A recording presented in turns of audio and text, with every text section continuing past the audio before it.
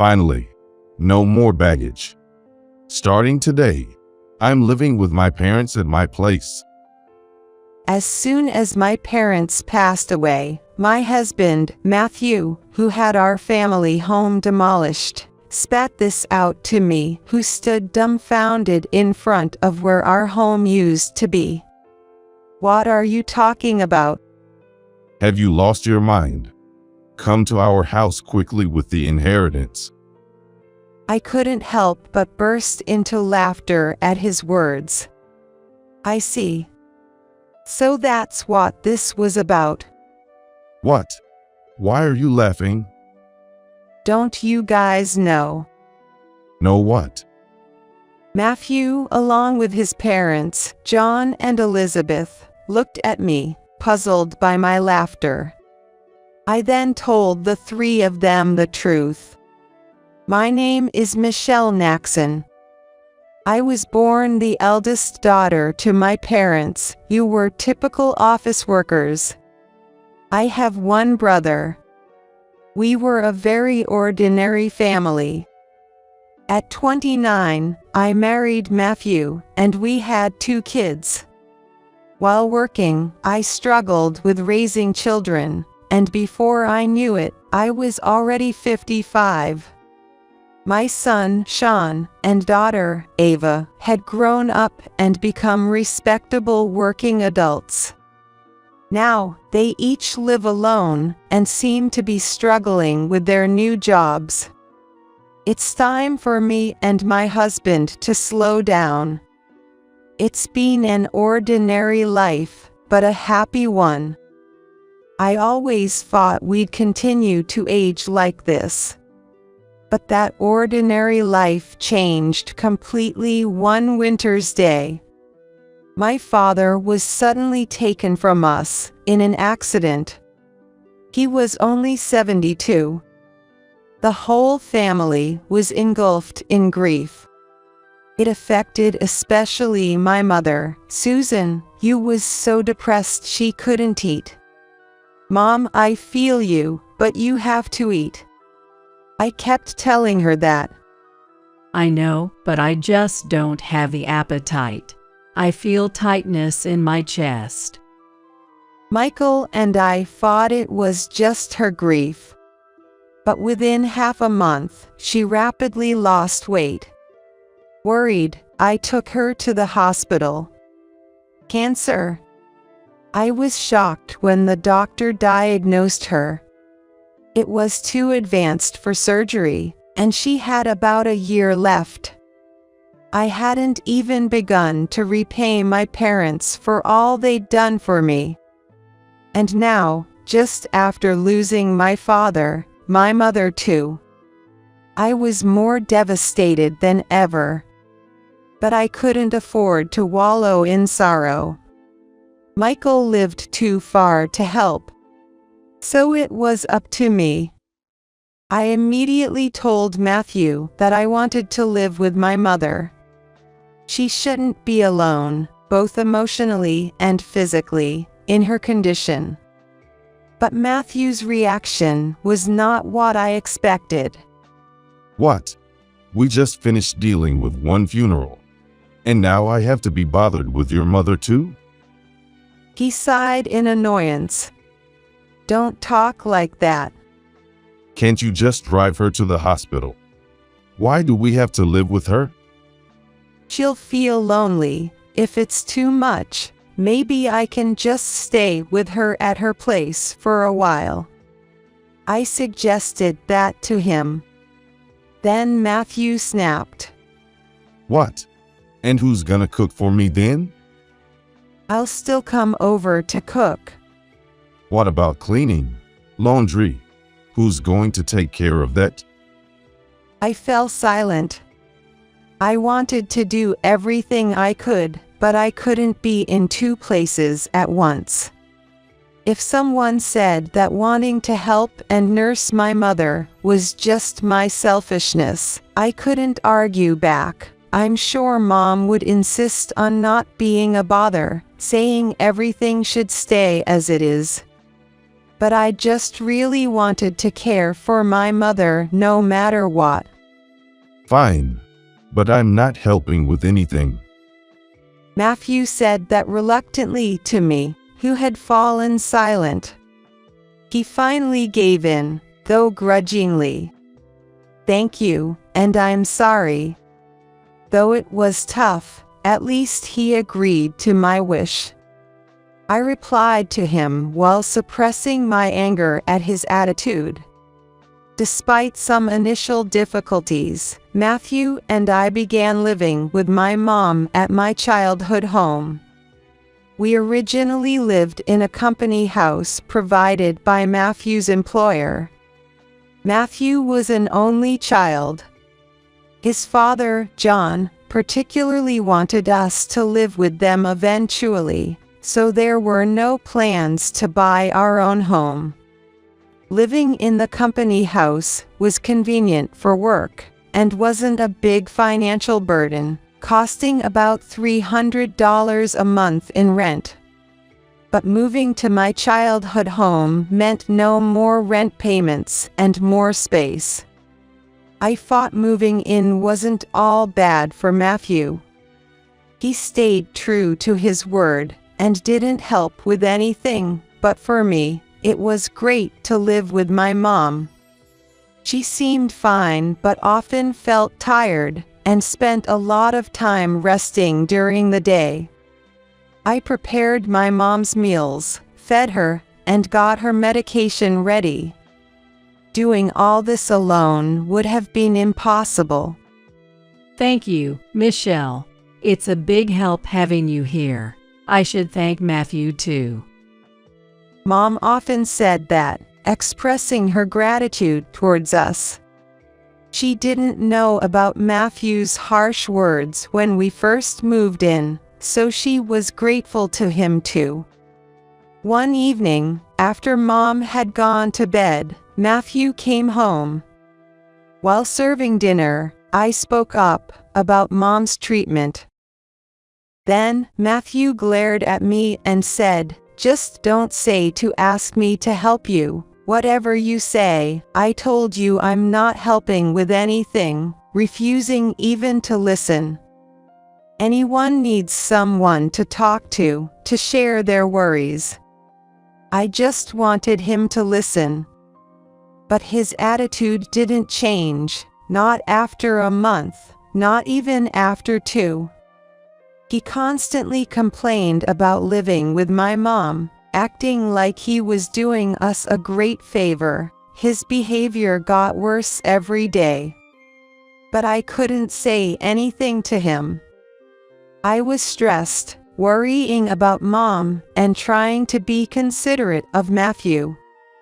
Then, as Mom's 1-year prognosis approached, her condition worsened rapidly, and she was hospitalized. 3 days later, she passed away. Though I had been preparing myself, it hit me hard. My brother Michael's family and my kids, Sean and Ava, came quickly to help. You'd expect your husband to be there for you at such times, but Matthew was in a corner laughing with his parents, John and Elizabeth, not helping with the funeral at all. Michael took over as the chief mourner, and we managed to prepare for the funeral. However, Matthew sat at the back of the family section, instead of with me, the bereaved family. "Matthew, I think you should sit in the bereaved family section." But he replied, No, I'm fine here. I'm not really a blood relative. "But you're my husband." Elizabeth chimed in. He's a husband, yes, but not your mother's son. He's our son, an outsider. Right. Matthew is our son. You can sit in the bereaved section, Michelle. John agreed, and their words left me speechless. It varies by region, but in the area where my in-laws and I live, It's customary for sons-in-law to sit in the bereaved family section.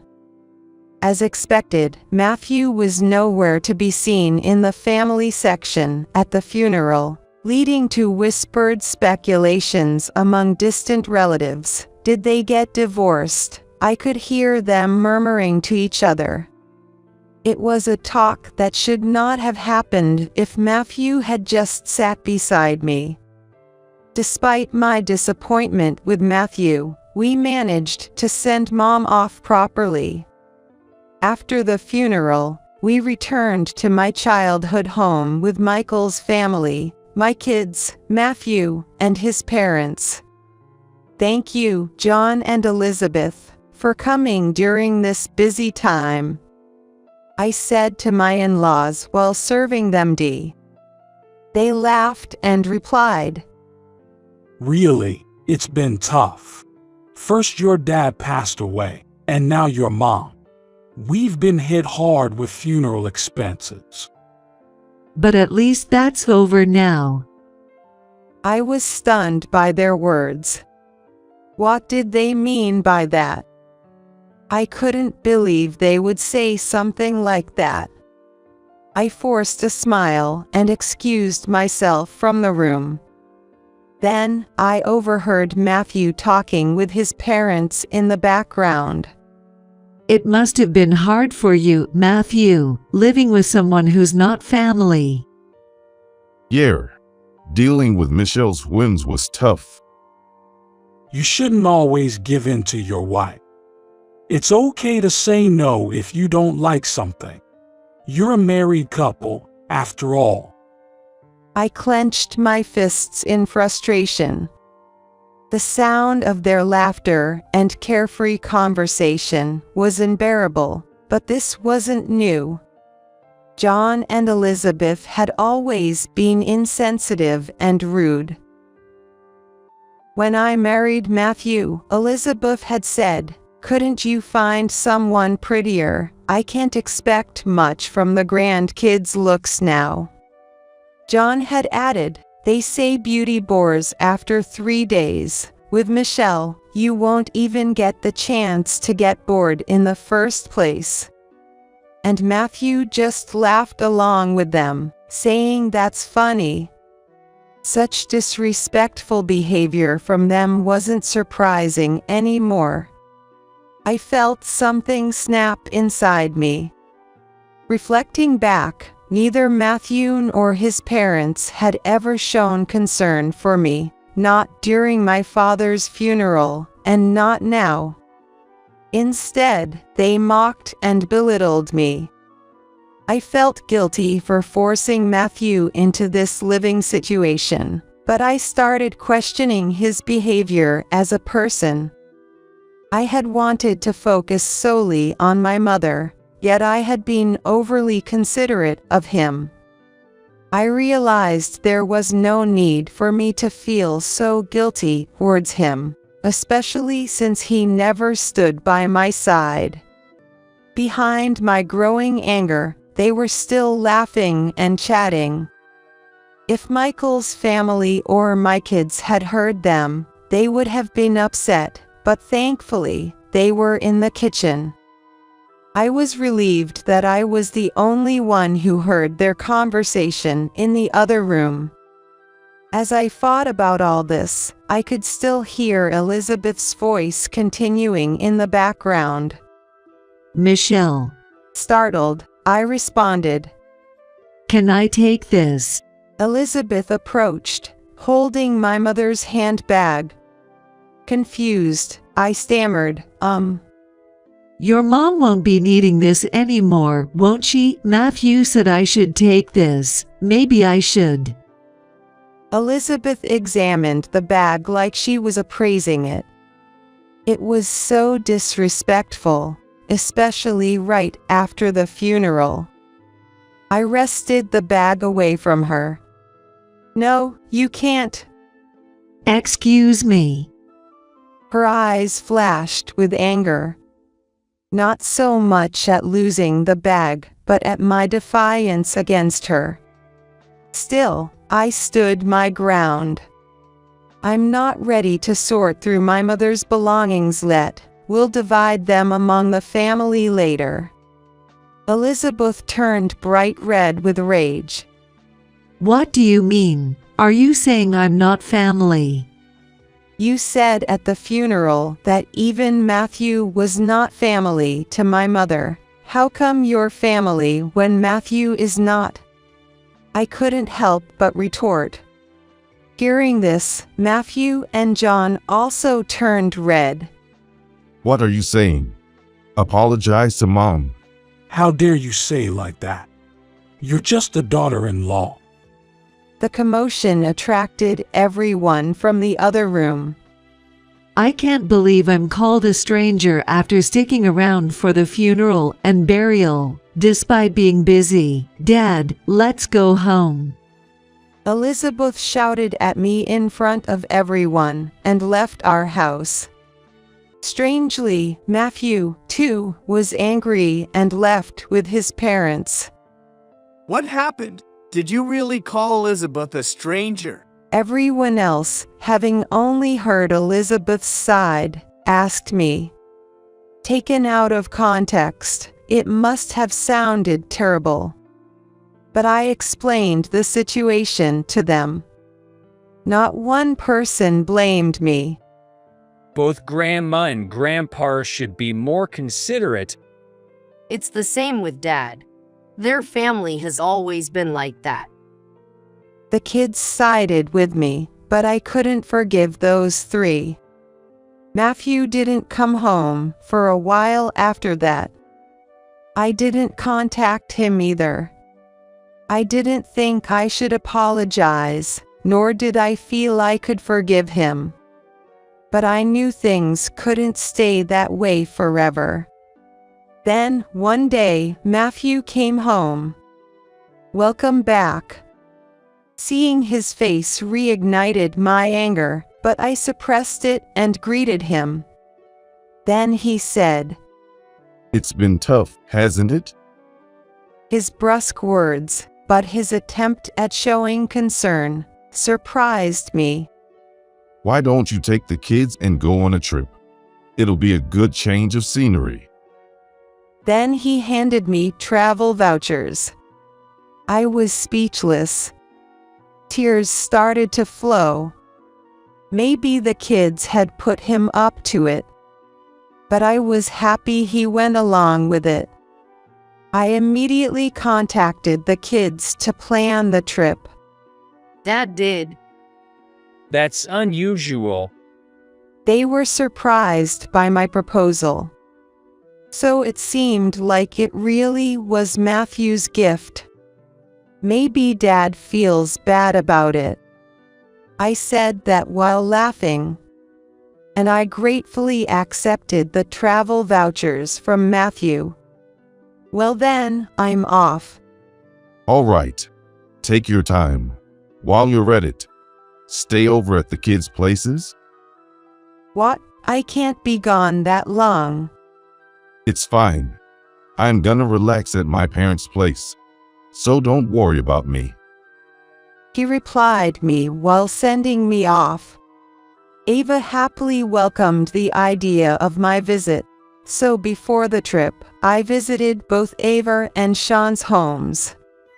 Since I couldn't visit them while caring for Mom, I helped out a bit by making some meals and freezing them. Mom, you're supposed to be relaxing, not working. But thanks, this really helps. They both said that, delighted to have my cooking at home. It was all thanks to Matthew's suggestion. And finally, the much-awaited beach resort vacation came. I spent a relaxing time at the beach with my kids. It seemed to heal the fatigue from caregiving and the sorrow of losing my parents. I ended up being away for nearly a week, but the kids returned to their homes with bright smiles. It was fun. We should thank Dad once in a while. True, once in a while. But I wonder if he's up to something. Ava joked, laughing. Don't say that. Dad did think about us in his way. I replied her while laughing too. Thinking of sharing memories with Matthew and looking forward to a happy life ahead as a couple, I headed home. However, upon arriving home, I was shocked. What? The house. I looked around in disbelief. Although I was at the familiar place, the family home was gone. Suddenly, Matthew appeared out of nowhere. He was followed by John and Elizabeth. Seeing me standing there in shock, they all smirked and laughed. "Matthew, what's going on?" I demanded an explanation. With the same creepy smile as his parents, Matthew said, Finally, no more burden. From today, we're living with my parents. "What are you talking about?" I replied coldly. He then said, Have you lost your mind? I've demolished your family home. Come to our place quickly with your inheritance. Whatever you inherited is Matthew's now. I realized then. The house's disappearance was Matthew's doing, and it was all for the inheritance. What a betrayal it was, especially after I had come home thinking about our future together. I was filled with frustration and sadness. But I wouldn't let Matthew have his way. Not a chance, I thought. I burst out laughing at the three smirking faces. Confused by my laughter, John and Matthew wore puzzled expressions. What? Why are you laughing? What a weird woman. Has she gone mad? Elizabeth remarked, looking at me as if I was something bizarre. Facing the three, I said, "You guys don't know." What are you talking about? Matthew asked. "I didn't even inherit a single penny, so there's no inheritance." I laughed again after finishing my sentence. They must have mistaken the inheritance for wealth. Their misguided assumptions and actions were so ridiculous that I couldn't stop laughing. What do you mean? Explain yourself. Matthew demanded. But I remained silent. I saw no need to explain anything to them. Before that, I won't live with anyone else. If you want to live together with your parents, feel free to do it yourself. Ignoring Matthew's question, I rejected his initial suggestion outright, causing my mother-in-law to burst into anger. How can you help out at your parents' house but not with ours? You know there were circumstances for that, right? I moved in to help out, didn't I? I told you that you didn't need to live with me, but you chose to move in because you didn't want to do housework, remember? Faced with my retorts, Matthew and Elizabeth bit their lips in frustration. And how dare you demolish our family home without permission? There's a right and a wrong way to do things. I shouted at the three of them right there and then. And I left the scene. Behind me, I heard Matthew's voice calling, "Where are you going?" But I didn't look back. I had to find a place to sleep that night, and I really didn't want to see Matthew's face. I immediately consulted a lawyer. Demolishing a house can't be that easy. The house was still in my mother's name. I was wondering who did the demolition when an unbelievable truth came to light. Matthew and John had demolished it themselves. John, who worked in demolition, had called in favors from friends and even rented heavy machinery, They were thoroughly prepared. Moreover, they had given me a travel voucher just to get me out of the house. I was on the verge of tears, feeling pathetic for being deceived and furious at the same time. Is there any way to punish all three of them?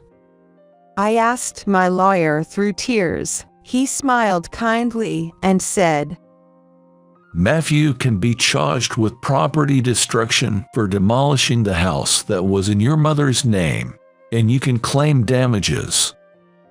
I nodded at his words. The lawyer immediately started the proceedings. A few days later, Matthew called me in a fury. What's this notice of claim? Oh, did it arrive? You destroyed our precious house. You need to compensate for it. Compensate? I said we were moving into my family's home. We demolished a house nobody was going to live in. You should be thanking us, not asking for compensation. Get your inheritance and come back to our place. Matthew said arrogantly. Thank you for demolishing it without permission. Don't make me laugh, and get your inheritance and come home. There's no inheritance because I didn't inherit anything. I shouted back over the phone. Matthew fell silent, not knowing how to respond. He was taken aback by my yelling, something I rarely do.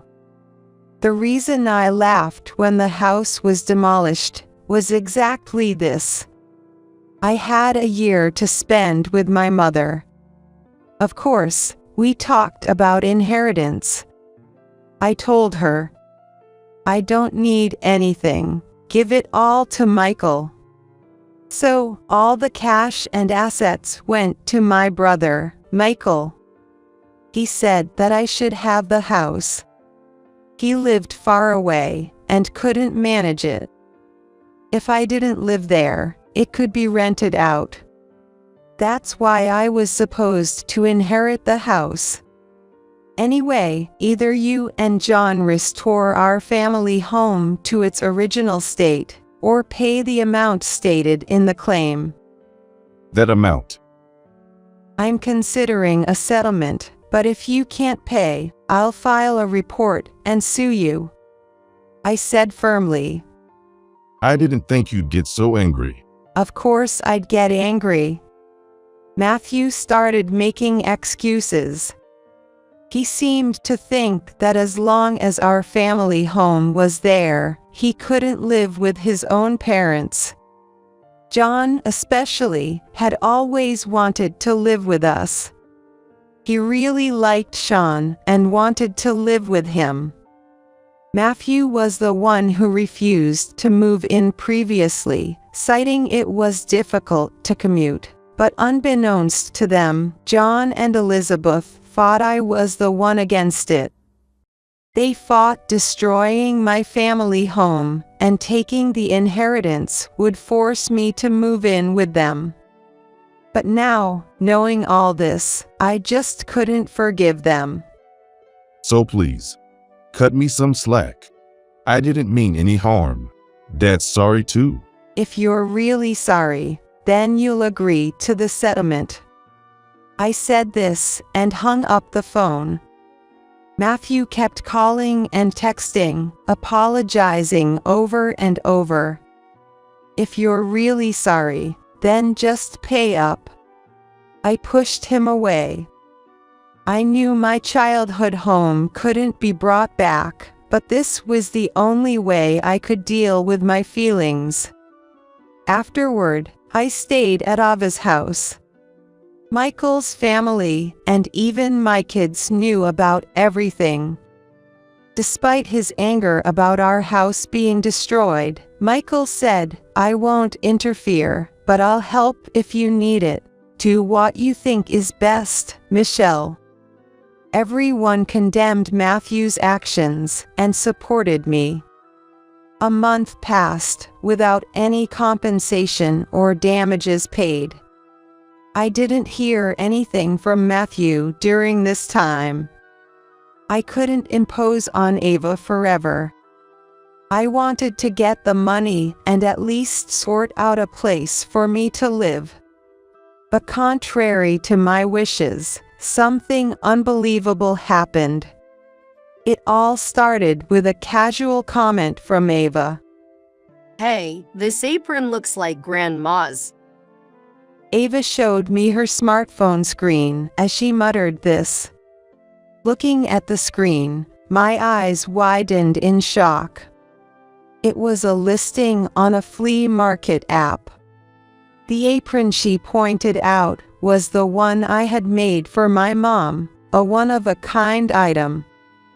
What do you mean? This is Grandma's apron. I made it, so I know it. What? Ava quickly started checking other listings. The seller seemed to be new, with no transactions or ratings let. There were about 30 items listed, and to my shock, all belonged to my mother. I immediately realized it was Matthew's doing. He was the only one who could have taken these things from our demolished home. I called him right away. What's this about the app? App. Matthew replied, sounding annoyed. Thinking he was playing dumb, I was furious. Don't play dumb. You're selling Mom's stuff without permission. Take down those listings right now. But Matthew sounded panicked. What? No, it's not me. Who else could it be? I'm coming over to get everything back. I hung up and headed to my in-laws' house with Ava. Where are Mom's belongings?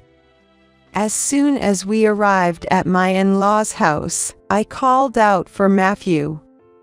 Confronting him right at the entrance, we faced each other. I don't know anything about it. Tell the truth, Dad. Ava joined in, supporting me. Matthew was flustered. Just then, John and Elizabeth appeared, realizing we were there. So, Ava, you're here. Elizabeth smiled happily upon seeing Ava. But Ava, clearly angry, confronted her. Grandma, tell Dad to tell the truth. The truth. It looks like Dad is selling the stuff Grandma left behind when she passed away recently. Elizabeth burst out laughing at Ava's words. Matthew looked troubled and kept repeating, "It's really not me." Then Elizabeth said loudly, Matthew's selling them. It can't be. But Because I'm the one selling them. Hearing those words, I felt a chill run through me. Matthew must have known. He looked at Elizabeth with a face that screamed, "This is bad." Despite Ava's shocked expression, Elizabeth remained cheerfully oblivious. What do you mean? It's a lot of work, you know, packing carefully, taking good photos. Elizabeth talked about the app as if selling stolen items was a fun hobby. I had to restrain myself from lashing out. cancel the listings. Those aren't yours to sell. Ava, red-faced and teary, pleaded with Elizabeth. But Elizabeth seemed annoyed. What's the big deal? I found a fun hobby. I use what I can and sell the rest for a little extra cash. It's good for preventing dementia too. Now I'm the only grandma you have, Ava. You want me to stay healthy and live a long life, right? Elizabeth said this nonchalantly. Despite my pleas for her to stop, she showed no signs of remorse. If talking won't work, then I had no choice but to take action. Let's go, Ava. But Come on. I pulled her away, and we headed straight to the police station. I hadn't planned to report the house demolition, but theft was a different story. I explained everything to the police, including the unauthorized sale of my mom's belongings. They acted quickly, and the app suspended Elizabeth's account. The items wouldn't be sold anymore. Finally, some relief. On the way back from the police station, I called Matthew. "I had your mom's account stopped. You knew about it, right? That makes you an accomplice." No, Also, I've filed a report with the police. Please cooperate with the investigation. Matthew became frantic at my words. What? We're family, aren't we? Please withdraw it. Family? I haven't seen a dime of the damages or compensation for our demolished house. There's no sign of remorse from you. Matthew was at a loss for words against my anger. But I wasn't heartless. Despite everything, I did have a history with Matthew. With a sigh, I continued.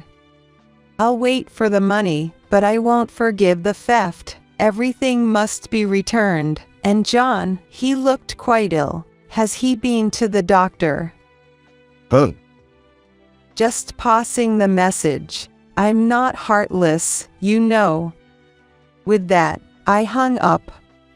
I had just seen John. He was so thin, it was hard to believe it had only been a couple of months since we last met. He barely spoke, and his complexion was beyond pale, almost ghastly. It was obvious that he was not in good health. But they probably hadn't noticed.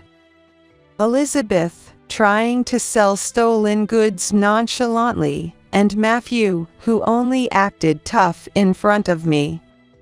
That mother and son duo seemed to lack any concern for others.